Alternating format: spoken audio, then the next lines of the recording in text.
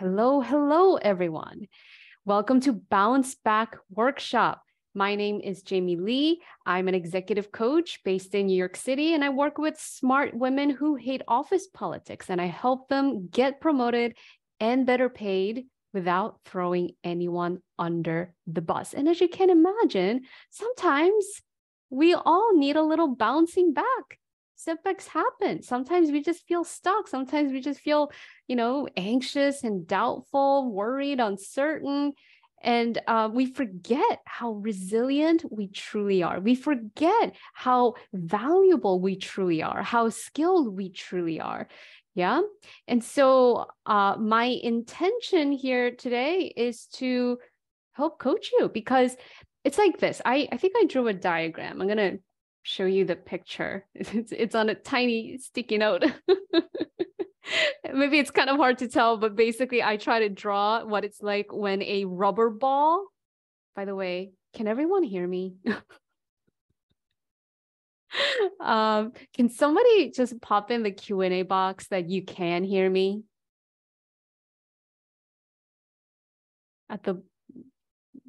Thank you, Brandy. Okay. Yes, thank you, Natalie. I appreciate that. Okay, good. Let's not go any further until people confirm they can't hear me. Okay, so here's my little drawing of a rubber ball hitting the ground and then bouncing back, right? And here's what happens. Sometimes when you need to bounce back, sometimes you kind of need to allow that downward trajectory to make impact with a surface.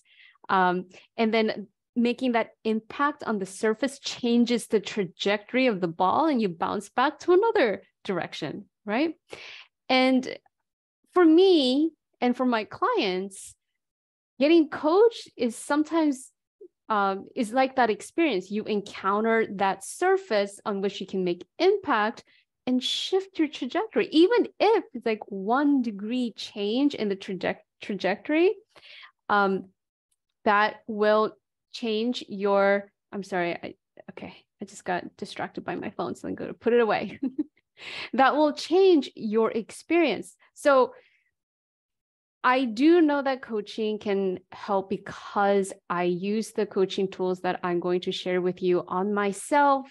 I use them on myself every day to help me bounce back from, feeling disappointed, feeling anxious, feeling doubtful. Sometimes I just wake up and feel dread. And here in New York City, it's like the first day of winter. It's gray and really cold. And sometimes for me, that's all it takes for me to be like, oh, it's hard for me to bounce back. It's hard for me to feel buoyant and resilient. And sometimes I make myself sit down and I coach myself like, okay, what is the 1 degree shift that I can, introduce myself to so that I can pick up and go. Yeah. Having said that, I want to let everyone know that, okay, Logan says, I also wake up every day and feel dread. I'm not alone. This is, very common. It happens to the best of us. Thank you for sharing that, Logan. So if you attended my previous open coaching workshops, I did one in June. I called it Leadership Lab, and I had another one called Value Articulation Clinic in September. Basically, how this works is that you can raise your hand for coaching. And you see there is a raise hand button at the bottom of your Zoom interface. So you can hit that button at any time during this workshop. And you're going to come on to this webinar as a panelist. And I will ask you some open questions about what you want to be coached on. And we'll have a conversation. And I'll teach some of the coaching tools that I use on myself and my clients. I'll be teaching that through the conversation. And sometimes it really helps for other people to see, oh, okay, I didn't even realize I had that same issue, but I'm really glad somebody else got coaching on it, because I see I had that same, whether that was a thinking or, feeling or action that I wasn't fully aware of. and it really helped me to gain another level of awareness around it. What else can I tell you? So I'm just looking at my notes here. I just want to be cognizant of the fact that setbacks sometimes happen. I talked about this in detail in the latest podcast episode. If you don't know, I have a podcast. If you come to my website, you could click on podcast, or you could go to podcast.jamieleecoach.com and access all of my episodes as well as transcripts. So in the latest podcast, I talked about how in my career, I've had, setbacks where I found out, while working at a hedge fund during the financial crisis, that I was making 50% of the going market range. And when I found out, I really felt kind of gutted. I felt like I had shot myself in the foot, and it was very disappointing. And at the same time, my self-confidence, my self-esteem was low. And I had the thought, oh no, I did something bad. I didn't do a good enough job. I'm not doing a good enough job at my real job, and I'm not doing a good enough job, advocating for myself, and I don't even know how to do it. So it was a lot of spiraling that was happening while I was at that job. And that was like 12 years ago. And another setback that I encountered it's like 9 years ago. It feels like 3 lifetimes ago right now. But I also worked at a job that I thought was going to be like my dream job, because I was working with a mentor that I really liked and admired. But then a month or two into the job, I found out, oh, I'm not meeting expectations. And so I had to walk away. And so those are some real, tangible setbacks that I experienced in my career. And often, sometimes you need to bounce back from not even real tangible setbacks, but just like this lingering, looping thought patterns in your head. So in that podcast I just mentioned, it's podcast episode number 7.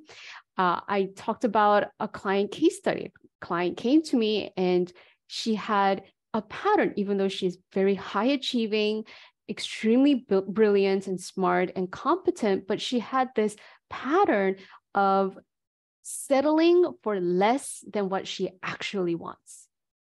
And I think this is really common for a lot of women, because as women, we have been socialized to think that we're supposed to prioritize other people, that we're supposed to deprioritize what we want so that everyone else gets taken care of first. And so when we do that, of course, we end up settling for less, or start feeling guilty just at the thought of putting your hand up, asking for what you want, even if you have contributed a lot to the company, even if you have contributed tangible value to the company, feeling kind of guilty and stuck and even frozen at the thought of speaking up and asking for what you want. This is very common. So this is something that I help my clients bounce back from. Yeah. And bounce back from. That can sometimes take, okay, so the situation is this. Yeah. And sometimes these setbacks happen. It's a fact, but often, as I just mentioned, the setback is perpetuated because of a looping thought pattern that have sort of been pre-programmed into us from a very, very young age. I'm a woman of color. I'm an immigrant. I was born in South Korea, and I moved here when I was 7 years old. So that was 33 years ago, a long time ago. And from a very young age, I was taught to defer to authority figures, defer to especially men in positions of authority and power. We call that patriarchy, right? In South Korea, even in America, still that patriarchal system persists, especially in how many people unconsciously think about and organize social structures, like including a company. right? Like including social events. And so for me, it took conscious effort to become aware of how that was impacting how like that pre-programmed tendency to defer to authority or to sort of become frozen and anxious when somebody else who's supposed to be an authority figure is talking, or if they seem like they're at any level displeased or unhappy, just sort of like, yeah, like almost like nervous system activation. I learned through coaching that this is a pattern that is not a sign that there's something wrong with me. This is not a sign that I did something wrong. This is not a sign that something has gone wrong, which is often what my brain offers as an explanation, as an interpretation of my own reaction. It's like, oh my God, what did you do wrong? What's wrong with you? Why are you frozen? Why are you anxious? Yeah. And through coaching, I learned to unwind that that thinking path, basically the self-judgment, as well as becoming aware of the unconscious paradigm, unconscious programming that is contributing to how I respond in those kind of social interactions, especially at work. And when I became aware of it, then I was able to gain agency, basically authority, to start shifting it. Again, 1 degree at a time. But 1 degree at a time, you consistently do it and it all adds up. And it adds up to you changing how you behave, changing how you think, changing how you feel on a habitual, almost unconscious level, right? Because neural pathways can always be recreated. What's the right word here? I guess what I'm trying to convey is that even though we all encounter setbacks, even though we all encounter, thinking, feeling, and behavior patterns that we want to change, and sometimes you feel like, oh my God, I can't change, we forget that human brains are plastic at any age, whether you are 27 years old or 67 years old. Yeah. You can change your brain because your brain is what's creating how you think, how you feel, what you do, right? And just imagine, just let that sink in for a minute. Like your brain can create new neural pathways at any age, whether you're 27 or 67. This is huge because even though all of us will encounter one form of setback, one form of disappointment or even failures, right? They happen. Can't avoid it. And we will also encounter difficult people. We will encounter social dynamics that we find difficult. We find, something that sort of activates our nervous system or gets us feeling like anxious and stuck. That's inevitable. That's life. However, what's also true, what's also life is that our brains are plastic. That we have the capacity to change how we think, how we feel, and what we do. We can change our habitual reactions to stressful situations that are not in our control. I have a quote from Viktor Frankl that I'm going to read off of a Post-it note. You're probably familiar with Viktor Frankl. And if not, you can Google Viktor Frankl, who is a Jewish Holocaust survivor and a great writer who wrote the book, Man's Search for Meaning. And it was about his experience surviving the Holocaust. I mean, that is huge. I mean, the setback is too much of an understatement. So I'm not even going to compare that. But even then, Viktor Frankl says, everything can be taken from a human being. But one thing, the last of human freedoms, is to choose one's attitude in any given set of circumstances, to choose one's own way. And he says, when we are no longer able to change a situation, we are challenged to change ourselves, end quote. And I want to add, as a coach, as a coach for myself, as a coach for other women, what I do know is that when we rise to the challenge of changing ourselves, then we are empowered to change the situation. When we rise to the challenge of changing ourselves, then we empower ourselves to change the situation. And I believe that is available to everyone, every single human being, and every single one of you. So having said that, I want to invite you to put your hand up. Okay. Anyone can click on this raise hand button at the bottom of your screen. Okay. I see Nana has raised her hand. I also see somebody asked a question. Yes, neural pathways can be rewired. There are several books. The literature on this is really big.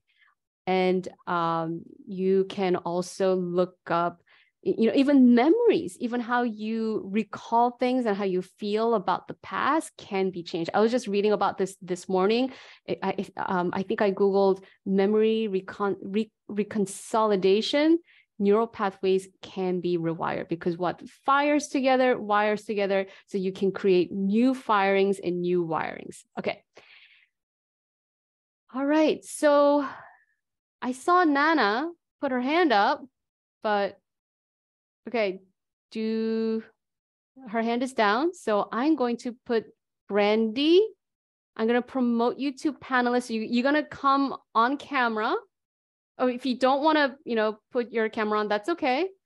But I'm going to promote you to panelists so you and I can have a conversation. I'm going to coach you, okay?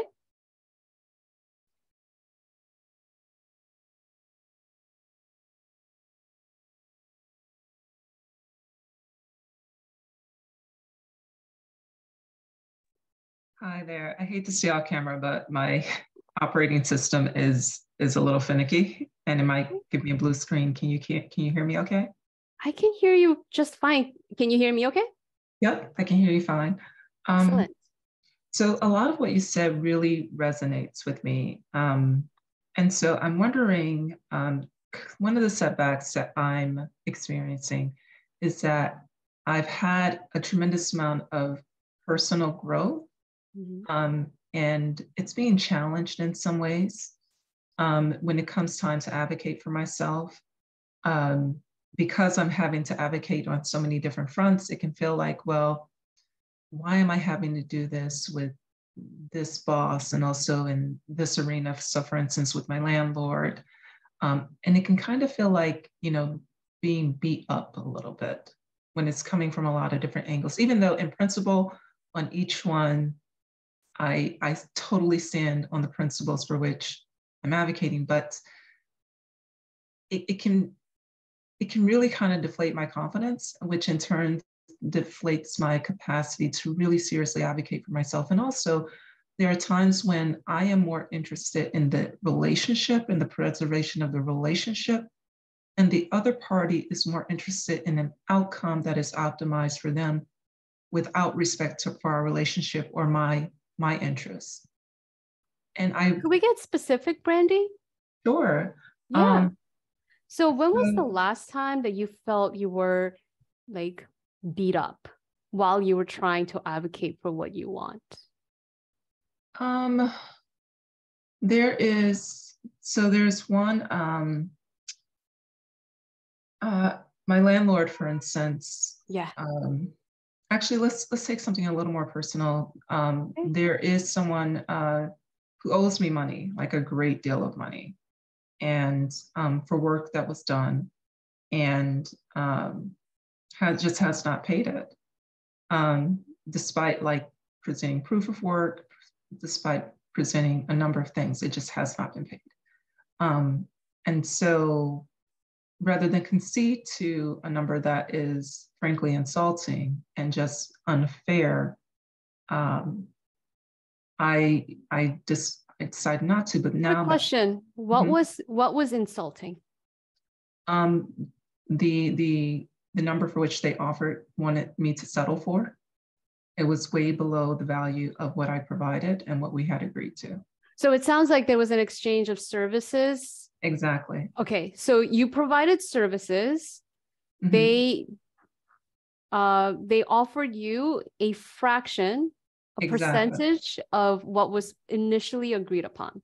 Exactly. So was it about like 20%, 20%, 30%? So the discount would have been something to the tune of, give me a moment to remember the numbers. It would have been a 40% haircut. Okay, so they offered you something that was 60% Exactly. of the agreed upon. Okay. And to you, this was insulting. Absolutely. Unequivocally. And that's because this Because is it's far below the value of the work that was provided and that was mhm, agreed upon, that was mutually agreed upon. okay. Okay. Yeah. And so when they offered you 60%, 40% haircut to the initial agreement, initially agreed upon price, Mhm. what was your reaction? How did you respond to that? Initially, because I wanted to just be done with it. Initially, I was like entertaining it, but then Mm-hmm. after thinking about it for a while, I was like, this doesn't make sense. Okay. So it changed because, well, for one, when it was initially proposed, I just had so much on my plate. I just really wanted to get that off my plate so I could focus on something more important things, frankly. Mm-hmm. But then, once I had more bandwidth, I was like, it's not fair to me. It's Mm. just not fair to me. So And so because it's not fair to you, how did you respond to that offer? What did you say to this previous client? I recommended something that I thought was more appropriate. That would have been, um, it wouldn't have been, it would have been more fair to both of us. It wouldn't have been fair to me, but it would have been, I guess, more palatable. And they essentially were like, no. And so now I have to consider other means of redress. Okay, so in which part of this did you feel beat up? Was it at the initial offer when Yes. they? Beat up in this context is probably the wrong word. When I think of beat up, it's in a different context with a different relationship, but I guess it would feel hurt, and that Mm, given a good faith effort. They were very happy with everything until it's time to pay. Um, and even after we had kind of had a falling out, just I continued to correspond in good faith. mm-hmm. Um, and so I use the term beat up when I think about other contexts, but for this specific one, that probably wouldn't be the right adjective. Um, but it's hurt and it's frankly exhausting because I have other, Mm-hmm. and because it's exhausting and because Yeah. I do have more important things to do, there is almost this inclination to want to cave. um, at this point, I don't think that there's any, for me at least, no value in holding on to the relationship. I Mm-hmm. think that's done. But there is this, I only have so much energy and so many things. So part of me is like, well, just take it and be done with it. And then part of me is like, well, this is not fair to me. It's just simply not fair to me. So there are two different emotions. Yeah. There's like one emotion, it's not fair. But there's another part of it where you're like, I might as well maybe almost like resigned. Well, Right? You I don't have know. two thoughts about it. Does that make sense? I don't know if I would say I feel resigned. I would Yeah. say that sometimes there's tired, like Just like you're, tired. yeah, Yeah. exhausted. Like you can get fatigued from having to deal with things, and we all know the demands we have in our jobs and in our personal lives, and sometimes you just, energy is finite. You don't want to deal with certain things, and so there can be an incentive to feel like, oh, well, I should just take it, that way I can at least move on. um, on the other hand, it is not fair to me and it's costly. it, you know, 40% haircut is costly. What do you want to do? Well, well, what I feel, what I feel in terms of like what I owe to myself to do, Mm-hmm. is do whatever is legally possible. I don't think that there's any, I don't think there's any value in having further conversation with this person. But Hmm.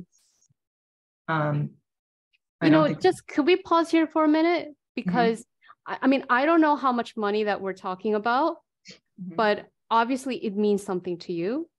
And I also heard that there are bigger things to do, There are. right? So what are some of those bigger things? Oh, there are. I'm going to be starting a new role fairly soon, and it's a pretty big promotion. So Congratulations. thank you. It will be. Um, it's just going to take an incredible amount of focus and attention. Uh-huh. So there's that part. Okay. Um, and then I am intentional about creating other streams of income, and I have there are partnerships that I've been working on for a very long time and other relationships I've been cultivating. And it looks like, you know, it's time for us to really kind of dig in and make a move and consolidate our efforts toward some investment projects. And I really want to be attentive to that. Like it's a growing Mm. opportunity to learn with some people who have been great mentors and also people who are just more like, I guess, colleagues in terms of like they're not more sophisticated than me, but not less Yeah. sophisticated, and to learn together in that way. Um, yeah, So what can happen? What's possible, you know, if you were to give all of your focus and attention to the new role and be attentive to this new opportunity? What can open up for you? oh, a number of things. Well, for one, Okay. it's an opportunity to really transform a department, and it would give more visibility to me in a lot of different ways. Definitely professionally. Okay. Um, it may even have like a public visibility component. Yeah. It it could it's a big deal. It's and so I don't want to. I just want to be sure that I'm fully present for that. Yeah. And the reason why I'm asking these questions is I don't have an agenda as to what you should do. Mhm. I think you're the best decider for that. And just as an FYI to everyone who's here, you know, like, yeah, us coaches, we don't tell our clients what to do. We just help them make more informed decisions, right? Like decisions that is going to lead to the result you truly want. That Mhm. makes sense? Yeah. And so what I'm trying to help you do here is like, let's really fully assess the full suite of options available to you right now. Because like you can see at least two divergent roads here. You can like pursue this, you know, this getting paid from this former client who doesn't want to pay you the agreed upon amount. Or you could be like, I can just give all of my focus and attention and move forward. Or maybe there's a third option too. We don't know yet. Yeah. Yeah.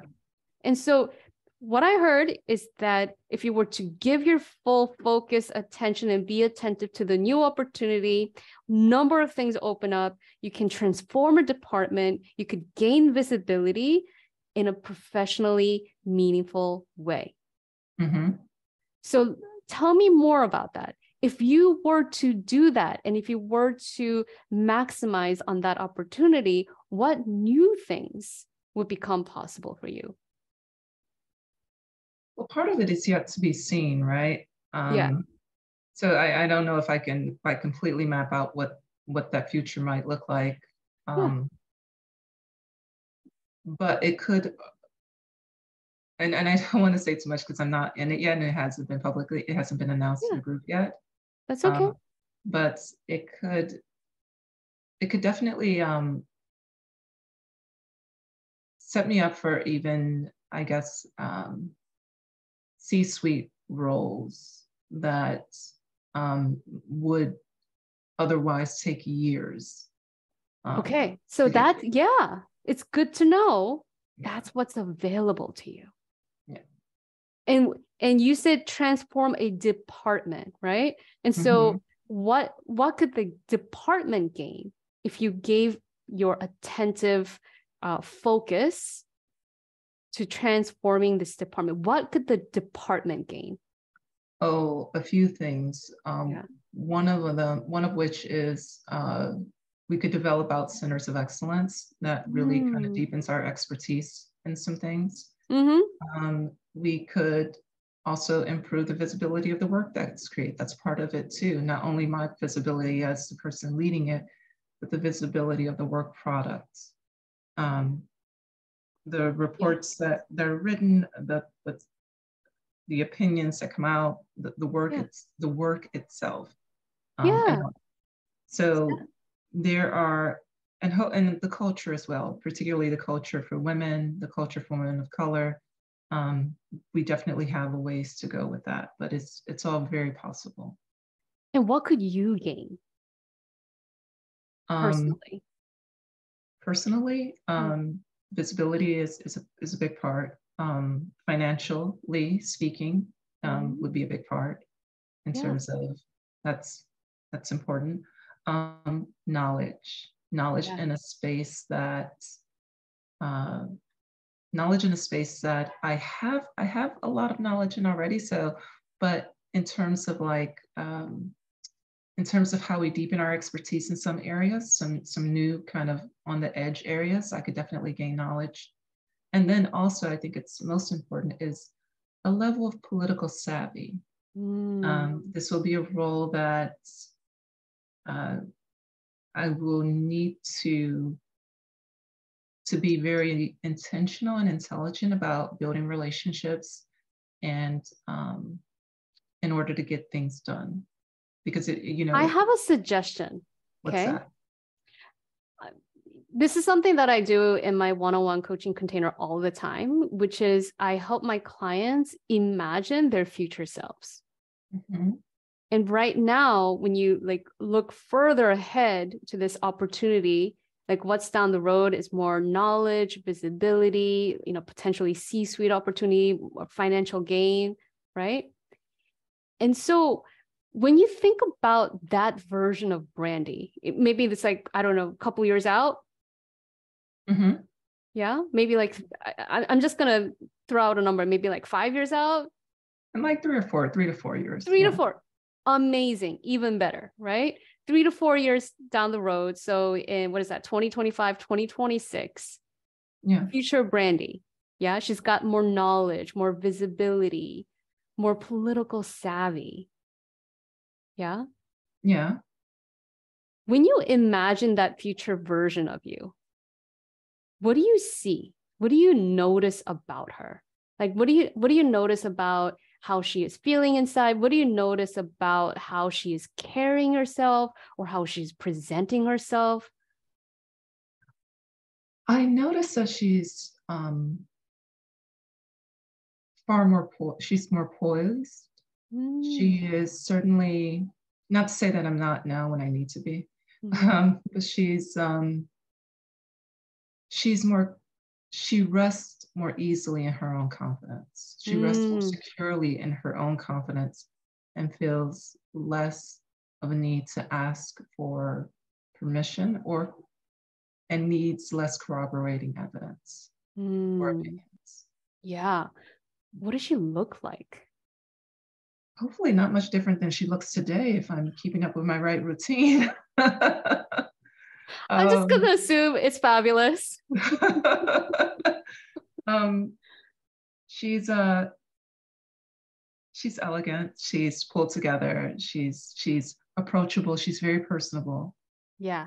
So Um, I'm just going to pause here. Like everyone else who's watching this, either live or the replay, I want you to do this exercise for yourself, right? Even if you are encountering some setbacks right now, I want you to like think through, how does the future version of me, what is she feeling? How is she different? How is she, looking different? How is she carrying herself? So, Brandy, Mm-hmm. I want to invite you to step into that future version of you, step into her shoes in your mind's eye. Let me Okay. know when you're there. Okay. Yeah? Yeah. Okay. So we're going to ask future Brandy how she resolved, or she either resolved, moved on, negotiated, whatever. Like, we're going to ask future Brandy, who's poised and comfortable in her own confidence and is looking elegant and really young for her age. We're going to ask that future Brandy how she dealt with this current obstacle with this one particular former client. And we're just going to ask her for some insights and suggestions. Well, I don't know who's watching, so I don't know if I want to share that. Okay. If that's Okay. You don't okay. have to share like detailed information, but maybe you can give us like highlights, Mm. like a summary or a word. Um, you, the thing that comes back, the word that keeps coming back is worthy. Yeah. You're worthy of your own advocacy. You're Okay. worthy of your own time. And even if it doesn't come out the way that you want it to, you did what was best for you and you pursued all outlets that were fair to you. Even if it means coming to the number that they got to by whatever, you know, I am less concerned about that, to be honest with you, even though 40% haircut is pretty substantial. Yeah. I'm less concerned about that and more concerned about how did I show up for myself? Yeah. And I feel like future Brandy, to do right by her is to do right by me right now. And that's Ooh, all she wants. this is so good. Yeah. I love it. Yeah, that's all she wants. And that's all I Yeah. want. Which is So, interesting to note because now it does take the fear out of some of, because the thing is like, oh, what if I pursue other options and I lose? And it's like, well, that's not, doing nothing is the loss. Because doing nothing means, or settling is the loss because it means that you didn't show up for yourself in the way that you show up for other people. And that's mm, what I want. That's what I need for myself right now. so tell me if I'm mistaken, but when I hear you say that, what I'm what I'm taking away is that Brandy is like, listen, the how this negotiation plays out says nothing about how worthy you truly are. Mm, Like, even absolutely. if you settle for the haircut amount, your worthiness is non-negotiable, because ultimately the price was never about your worthiness. Mm, that's true. Yeah. It's true. Does that resonate with what That future Brandy is telling you? Yeah, it does. It Yeah. does. She's more concerned about what I do for me than what's any outside value or number that gets attached to the effort. Right. That's what she's more concerned about. Yeah. And did you do it? I don't, Yeah. And maybe again, what I'm taking away, and tell me if I'm like reaching, but future Brandy would be like, you did a great job. You spoke up. yeah, that's, I feel like that's the only thing she really wants. That's what she's most concerned about, it seems like. Yeah. Because it feels like no matter what, she's going to be okay. Yeah. It sounds like, she's going to be fine. And so, you never know what's going to happen in the world. The last few years have taught us that. But Mm, when I see future Brandy, I feel like she's all right. yeah. Um, but like, it won't keep her up at night, whatever the outcome is. what will keep her up at night is what did you do to advocate for you in essential. Yes. And that's the thing that keeps coming back to, which takes some of the sting out of it because it's like, well, if the outcome doesn't matter, I can proceed a lot more aggressively. I can proceed a lot more assertively. I Yes. can let go. It feels like the fear is a bit of a cognitive distortion in some ways that I don't know, kind of like the Wizard of Oz, you just pull back the curtain in some ways because I'm not afraid of what that bottom number will be, and I'm not afraid of what they will think of me. I'm Right. afraid of in order to believe the things I say to myself about myself, I have to stand up for myself. And If that, that is what you have done and what you will do, right?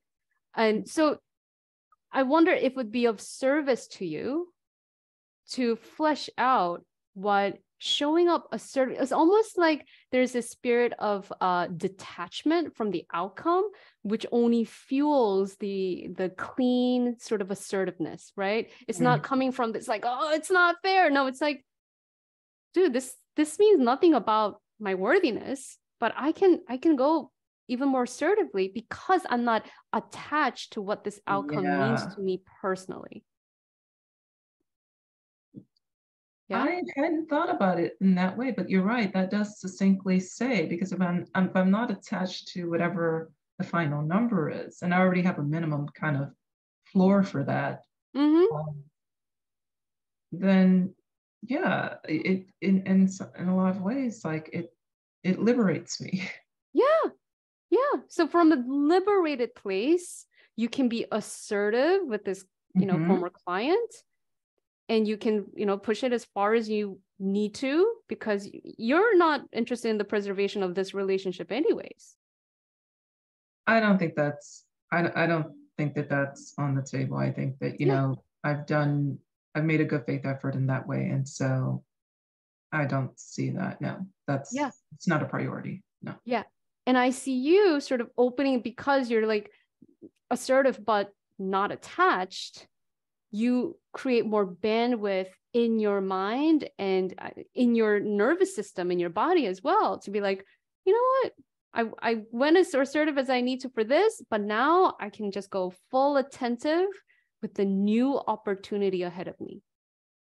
Without any questions of could I done this? Should I have done that? Yeah.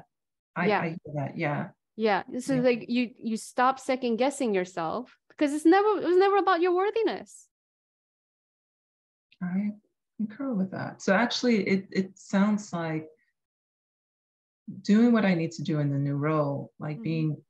doing everything I need to do for myself. I think you said it actually a few minutes ago, like when we rise to the challenge of changing ourselves, but in this case, if I rise to the challenge of advocating for myself, then I empower myself to be present for that next challenge as well, which the next challenge is the new role. Yeah. Yeah. Yeah. Okay. So let's just play this scenario out for a moment. If you were to be assertive with this former client and be present with the new opportunity that is opening up for you, and if you were to just lean into that, what will like 3 to 5 years, no, 3 to 4 years, you said, right? Yeah. What could that look like for you? I mean,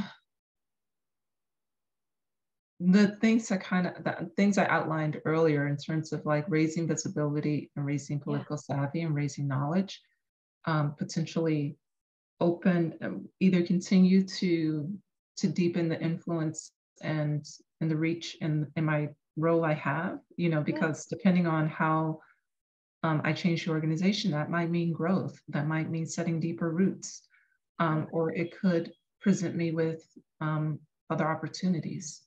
Um, And but what would your personal growth look like for you? Because you said that that was the first thing you oh, said, personal growth. personal growth would be definitely more loyal to my own interest, Yeah. um, and and I think this is, you've probably read this about women, a deep concern for relationships over their own personal outcomes. I'd like to shift that a bit and Right. be more attentive to, I think it'll make me a better leader in my own life in a lot of dimensions. Yes. Yes. Because that was Honestly. another thing that you mentioned, right? Changing the culture for Mhm. women and women of color. So you would be the example of that. You would be living that example. Yeah, it would. Yeah. Yeah, yeah. Do you feel complete, or do you feel like there's anything else that we haven't yet addressed about this particular topic? No, I think it was interesting talking about it out loud and seeing like where what future branding needs, so to speak. Yeah. Um, I'm definitely gonna give it some more thoughts and maybe sit with that perspective a little more, Yeah. um, and just to see kind of what comes up. Um, I think that's a to, great idea. Maybe like do some journaling around like, yeah, and yeah, I'm a and big fan of here's journaling. an exercise I want to suggest to you and everyone else. You might even write her a letter and receive a letter from future Brandy. Oh, interesting. Yeah. So one way to do this, I've tried, is sometimes you take your non-dominant hand. So I'm a righty, so sometimes I take my pen in my left hand, and Uh-huh. then I channel the person that, future Jamie. Or Mhm. sometimes like I want to. My dad passed away 2 years ago, so sometimes I Mhm. really miss him. I like sit Yeah. down and I channel him, and it just like receive. Wait, but if you write with your left hand, like, Mhm. can you really write well with that? No, you don't write well, but I think it has to do with our brains, because we have two hemispheres. So then Yeah. the non-dominant hemisphere takes over, because for most of us smart, ambitious women, like we tend to be one hemisphere dominant. And Mhm. so this helps to balance out the brain, in my opinion. Okay. And so then you just hear this like this other voice that is there, but you don't often hear from. I know that sounds kind of woo-woo and crazy, but I have found it to be helpful for me. Okay, well, listen, if it's helpful for you, it's worth a try for me. Okay. Yeah, Let me know how it goes. I will do. wish you Thank you all so the much for best. your time. Yeah. All right. I'm gonna put you back to um attendee. And again, if anyone else, we have plenty of time. If anyone else wants to put their hand up for live coaching, you're more than welcome to do that. Okay. And something that I want to share um, about the coaching that we did. So I'm not saying this is brandy. I'm saying that this is something that has come up for me in my own self-coaching. Sometimes when I'm experiencing emotions like hurt, when I'm feeling like, especially like really tired and exhausted because of something that came up either in work or in life. And it's driven by these like thinking like, oh, it was not fair. Oh, I should have done that. And it feels very triggering to me. Like, even though logically I know, like, I can think a different thought or I could see a different perspective, emotionally, I still feel sort of log jammed in this way of feeling either angry or stifled or sometimes even ashamed and embarrassed. Again, I'm not saying that so, okay, somebody commented, thank you so much for this opportunity. I got stuck working and just logged on, but just wanted to say thank you. You are a gem. Thank you, Darnisha. Maybe Darnisha, you also meant to say that about Brandy, who was very open and vulnerable and courageous with us all.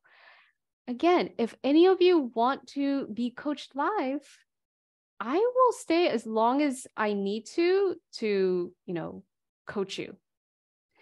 So don't feel any pressure about it being 3:50, 10 to 4 my local time. Okay, so, and Natalie says, congrats, Brandy, for being so open and true. Okay, Darnisha, I'm going to get to you in a minute because I just wanted to share an insight. So the insight that I wanted to share was, I'm going to get to you, Darnisha, was that when you feel sort of triggered, I think triggered is a really great word, like either stuck, frozen, angry, anxious, right? It's like, I can't get out of this. Yeah. That often comes from the other end of the spectrum of our future selves. It's often our past selves. It's often who we were when we were very young, when our brain was very malleable and we had some messaging programmed into, socialized into us. It got encoded into our nervous system. Yeah. And for that reason, sometimes when I feel like really anxious, stuck, or even frozen, what I do is I just take a pause and I do some grounding exercises to help regulate my nervous system, to get it back to a stasis, a more calm place. And sometimes I just like to put my hand on my chest, right? And just feel the breath rising and feel the weight of my hand. And there are other exercises that I do to help calm the body, because the nervous system is in the body. In other words, there's that unconscious mind that is reacting. And so sometimes it helps to do like cognitive work, and sometimes it helps to balance that out with some nervous system regulation. Okay, so people are raising their hands and then putting them down.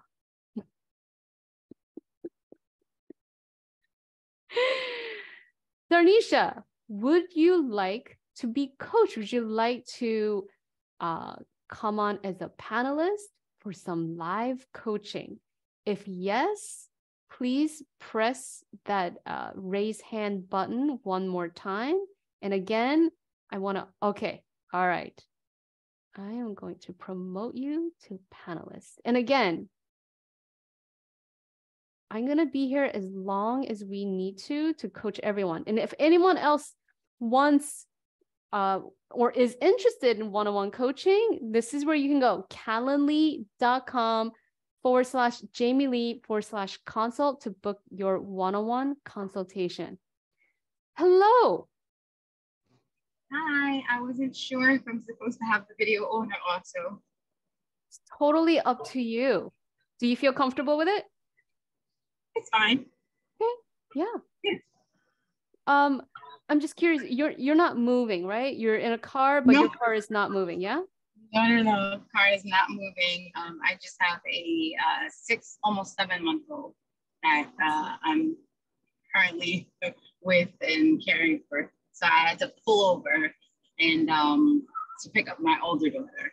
Okay. Yeah. What would you like to be coached on? Just in terms of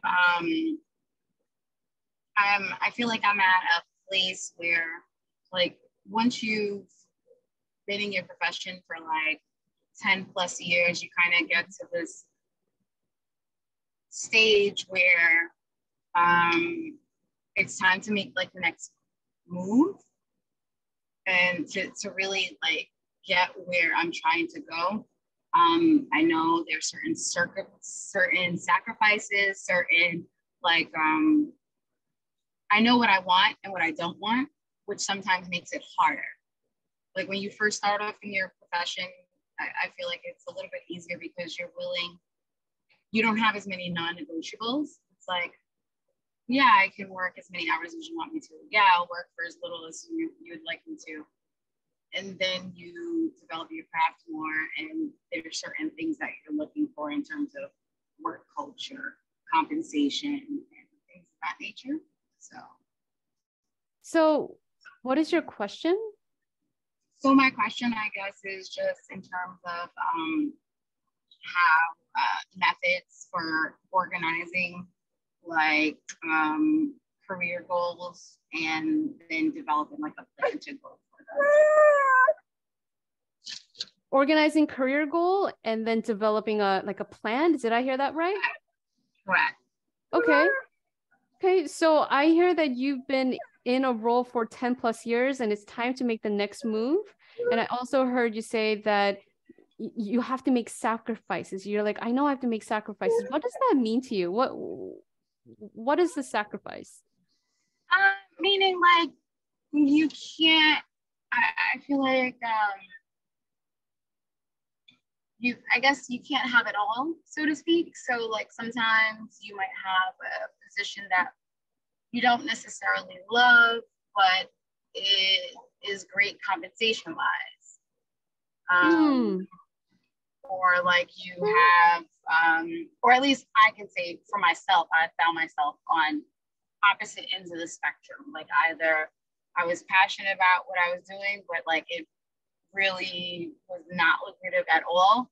And then on the flip side, like very lucrative and like just not good work environment, not good for my mental health. So like that's not worth it either. So creating like I just want to pause you right here because maybe and maybe not. I know people, including myself, like I love my job. Right. I think my job's pretty lucrative. I feel pretty passionate about it. Right. My work culture is pretty great. Also, I work for myself. Right. But there are other people that I coach who genuinely love their jobs. Mm-hmm. Yeah. I mean, there are aspects of it they don't love. Right. Right. So I just want to challenge your assumption that you have to make sacrifices, because when you assume that you have to make sacrifices, then what's coming to me is like, maybe you just unintentionally lower your standards or lower your expectations. And because you have low expectation, or you feel like, oh, if I like this job, it's probably not going to pay well. If it pays well, I might hate the culture. Yeah. And our brains have this funny thing of like, if we assume it, then we actually end up proving it true to ourselves. Right. Only because we were thinking it and expecting it. Right. That makes sense. So I want to make sure that I address that head on, but let's go back to your career goals. You said that you do know what you want and don't want. So I want to challenge you. Like, if you could have everything you wanted, yeah, we're just going to play like make-believe for 5 minutes. Is that okay? Like, your children are allowed to play make-believe, right? You get to play make-believe too. Okay. So if you got to play make-believe and you got to have everything you wanted, what would that look like?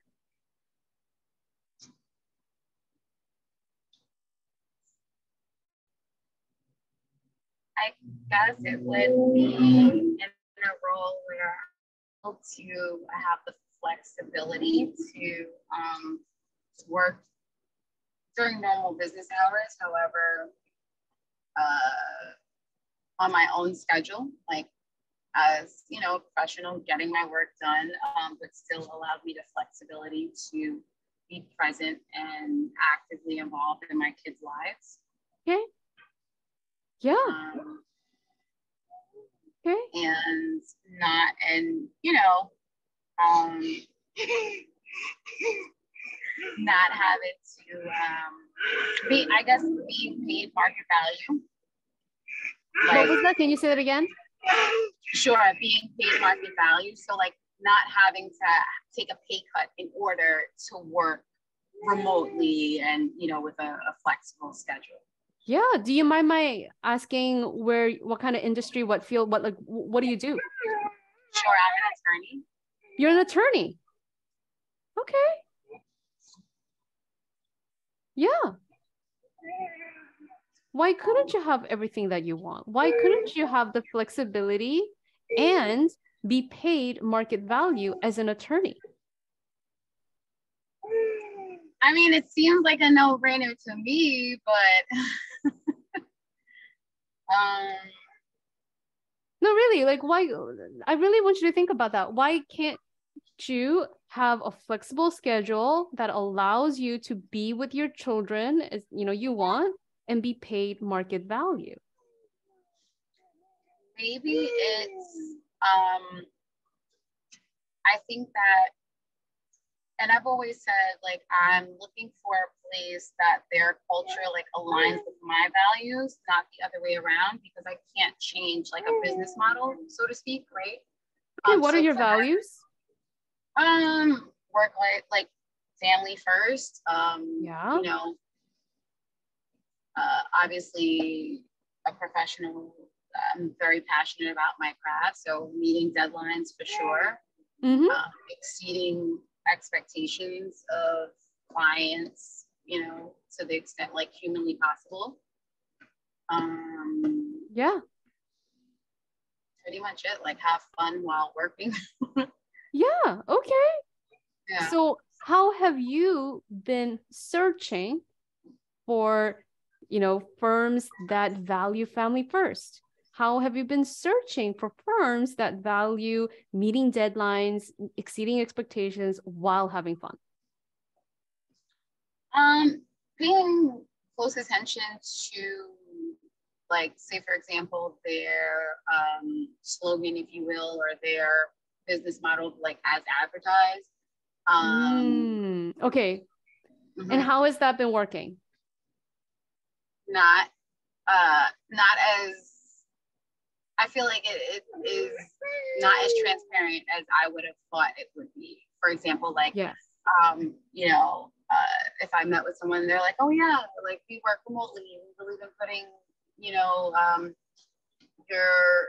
family first, et cetera, et cetera. Yeah. But then like the next question might be, is it a problem like if we ask for you to travel with 24 hours notice? Like, is that sufficient for you?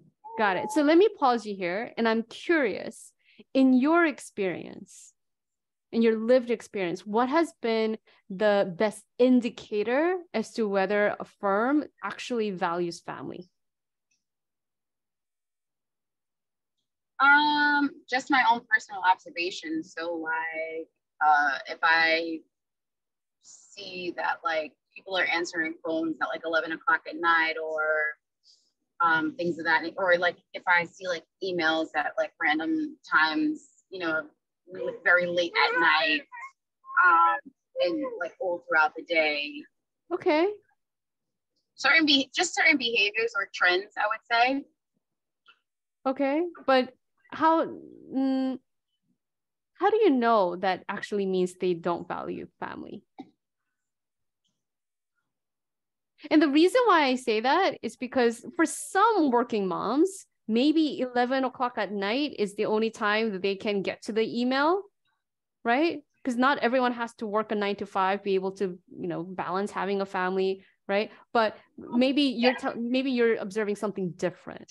Yeah, I would say it's not, because I do that, and I think that I will send an email at 2 a.m. So I consider myself pretty balanced. Like, I'm not doing that because someone has told me to. It's just, it might be something that I want to really get done, and to your point, it's the easiest time for me to do it. But I guess in the way that it's discussed, it's clear that it's not coming from a place of like, oh, I just want to get this done, and it's more so imposed, I should say. Like, so conversations with the people who work there, to your point, things of that nature. Got it. Okay, why adds one good indication of a family-friendly business is good policies in place. Maternity/paternity leaves, enough sick days, etc. But so thank you. Why? And also, let's go back to what you just said. You got to have conversations with people who work there, is what I heard. Right. For sure. Yeah. And how have you been incorporating that into your search or your plan? so before I even apply Yeah. to places or like have conversations, like if people have like approached me without me, reaching out and told me where they're calling from, I'll search through like my LinkedIn database and look for mutual connections or colleagues that I know that have worked there, find out like why they left or if they're currently there, what their view is and what their experience has been. Yeah. And how is that working out for you? I think it's extremely helpful, particularly if it's like a person that I have a very personal rapport with, because I feel like they're more inclined to be honest, completely honest. Yeah. And also if you have a rapport, they're more likely to also champion you in the interview process, should you decide to pursue that opportunity. Right. Yeah. Okay. So I just want to zoom out for another minute here. Like, sure. What's the real challenge here for you in terms of organizing your career goals? Because I hear you know what you want. And I hear that you are in the search for it as well. So what's the real challenge, or what's the real problem? I think I just haven't found it yet. Okay. Honestly. And I think that and how long have you been searching?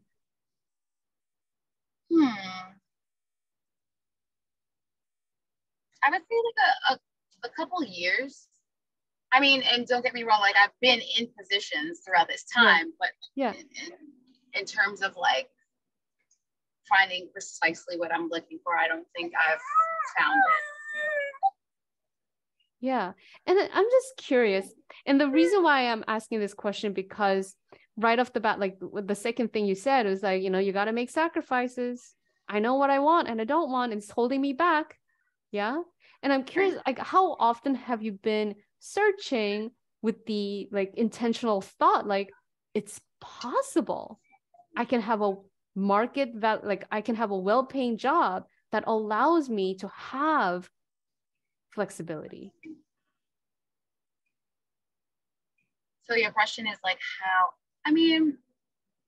perhaps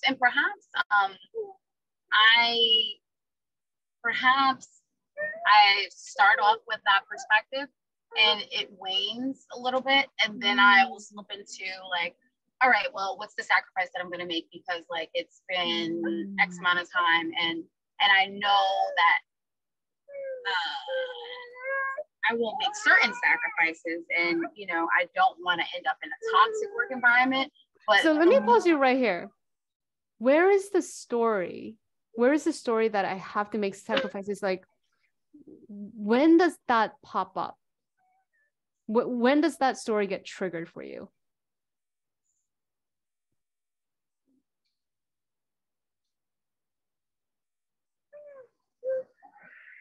I'm trying to think and pinpoint. Yeah.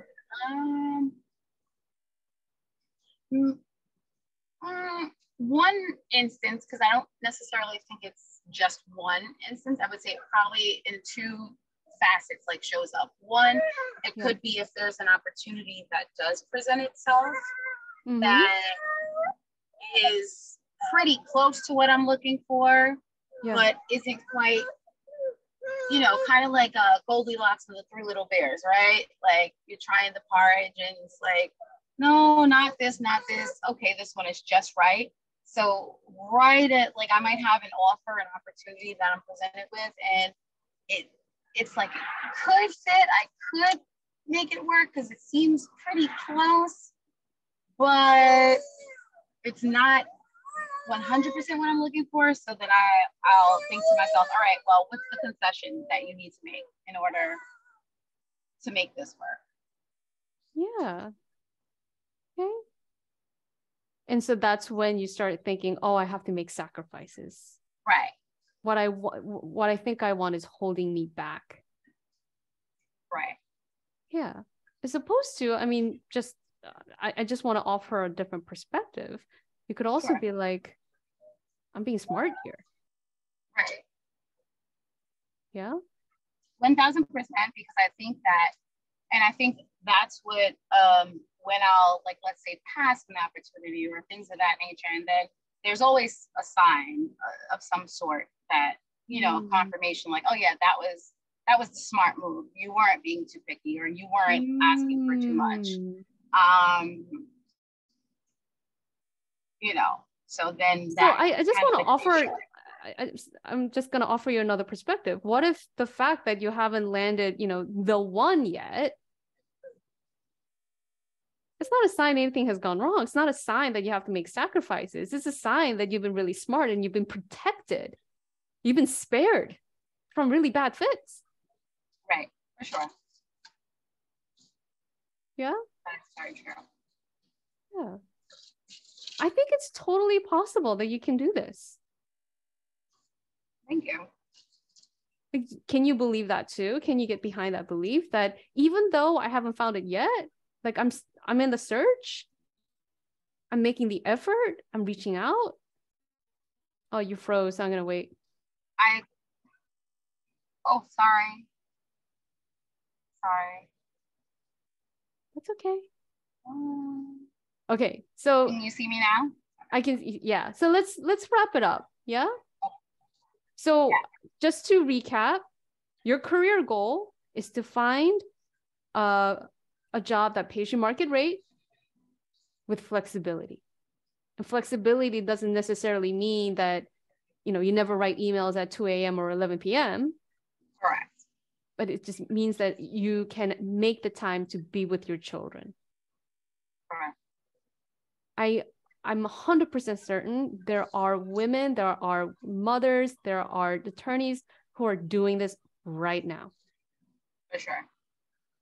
Yeah. And if you like asked around, you would find them and you could have conversations with them. And you probably, maybe you're working on it right now and you'll find evidence. So I want to invite you to work on disconfirmation, right? Disproving the thought that I have to make sacrifices. I can't be paid market value. It's not true. Right. I agree. Yeah. And what if that is your plan? For now. Right. Okay. Yeah? Yeah. I think I've got this.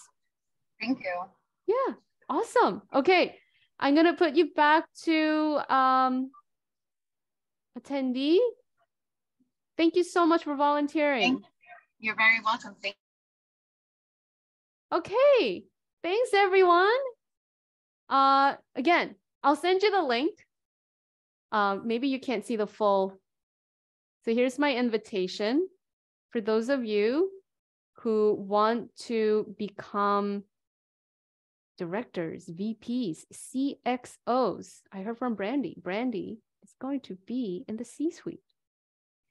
And if you want your own custom blueprint for confidence, your step-by-step plan for achieving the goal that you have for your career, I invite you to book your free consultation with me today. And I'll put it in the whiteboard so you could see it.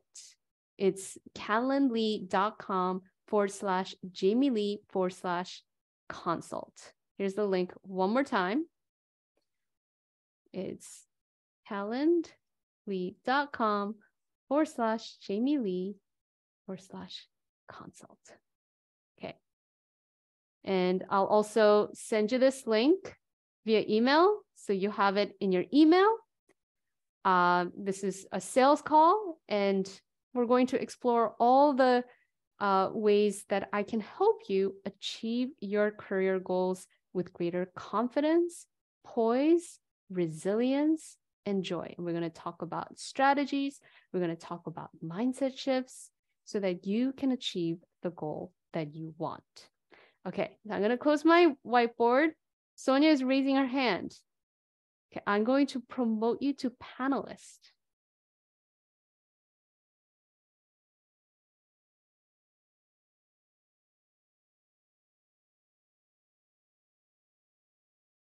Hello. Hello. Hi. Sonia, Hi. am I pronouncing your name right? Yes, you're pronouncing it right. Yeah. Awesome. So we'll I make know. this one brief. Yeah. Yeah. What would you like coaching on? Yeah, somehow I had it in my calendar for 1 p.m. PST, so got late in joining the webinar. But Okay. I read I listened to your podcasts and wanted to kind of, I think more like how your program works, and maybe I don't know if you have shared it already today, like what's Yeah. the like investment working with you. Sure. So you can learn more. So each coaching package or each coaching offer is bespoke to individual clients. But at high level, I offer a 6-month coaching container. And within this 6 month, we have 20-hour-long one-on-one Zoom session where we work on either the mindset, communication strategy, career development plan, etc. And the investment is $7,000 for a 6-month container with 20-hour-long sessions that get held pretty much on a weekly basis. So if you go to the link, I have that information, the link that I share here, that information is also reflected there. And again, even whether, I just want to make sure I say this precisely. Because each coaching offer is bespoke to individual client, that's why I offer an hour-long free consultation. So you know exactly what you and I would work on so that you achieve the goal that you want to achieve. Got it.